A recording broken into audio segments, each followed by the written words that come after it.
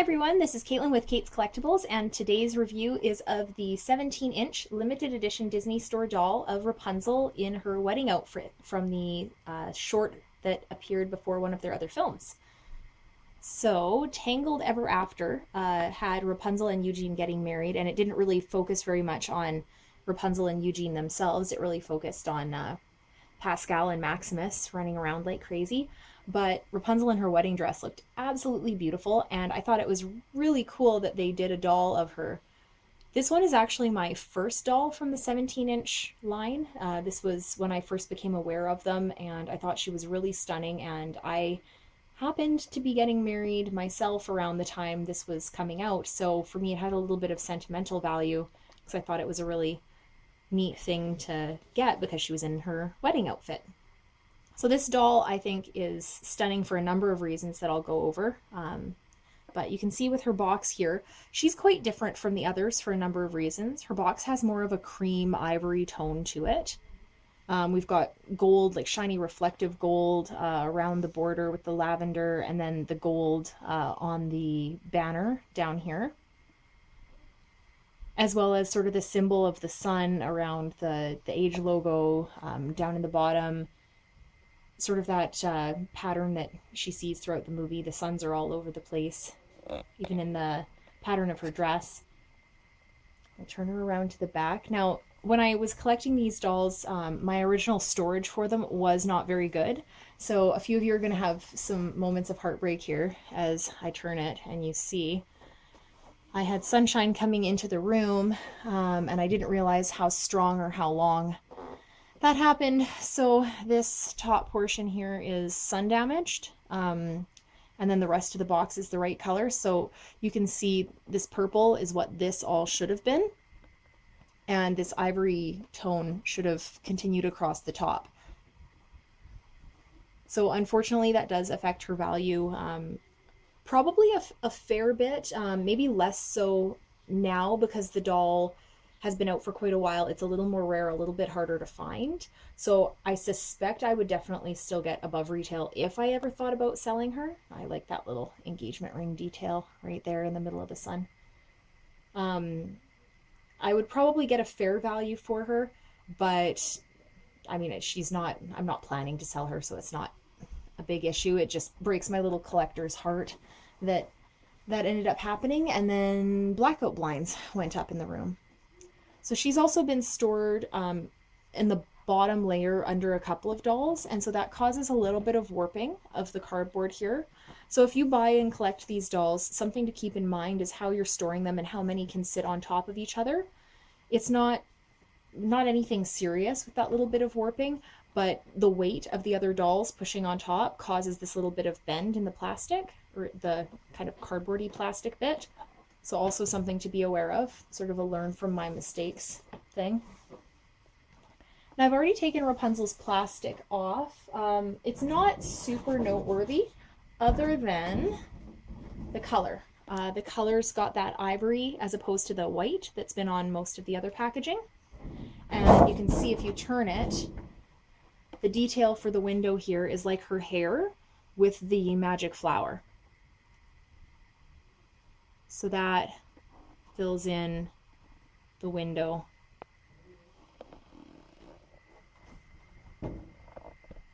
Which is quite pretty. It's a little more, I guess, obvious than some of the other packaging they've done, where it's really like obscure shapes and patterns and all that. Now we will take the cover off.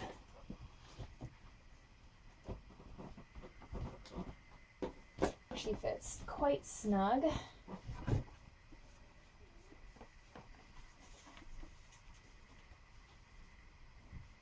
I suspect that little bit of warping you could probably counteract with a well-placed book and some time.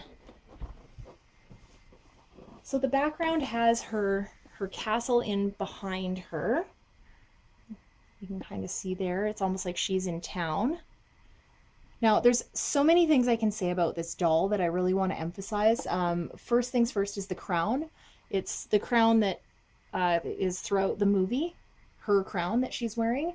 And I think it's really a stunning version of it because of the color and the color of the gemstones. It all just works together really beautifully, and it has a little bit of that shimmery sparkle you can see there as I move it back and forth. The veil is absolutely huge. I've seen people take the doll out of the package. You should definitely, if you're interested, like Google for some images of her deboxed, because the veil is stunning. It's really light and fluffy feeling. The pattern printed on it is just beautiful. I think, although I could be mistaken, but I was pretty sure there's a big sun on it as well. And you can see all this fabric here from it. It's really thick. It's all pinned up. The dress is very similar to her purple dress that she wore, but with some obvious changes. Really suitable for a wedding dress. I like that they did little pearl accents throughout the fabric here, as opposed to using the typical like crystal-y glitter that they use, say, on the middle piece here, where you see more of the little gold bits. Like the pearls are just so much more wedding to me.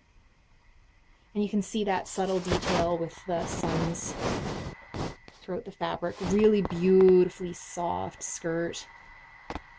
On her hand over here, another subtle detail right there is the wedding ring printed on her finger. And I love that, you know, she's got her short brown hair. Obviously that's more accurate to the movie. Disney Store did do a play doll that had her in her wedding outfit, but with the long blonde hair.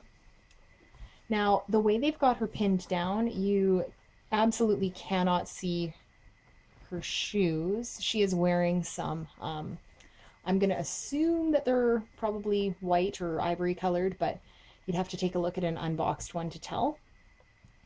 And then they have that little, it's like a lace detail at the bottom here.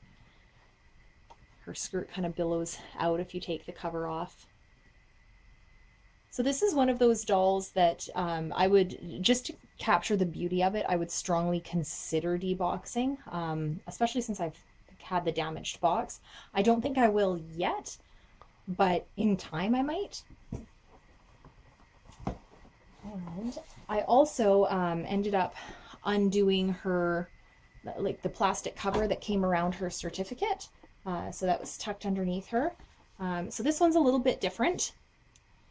So you can see there, it looks a little bit more like an invitation.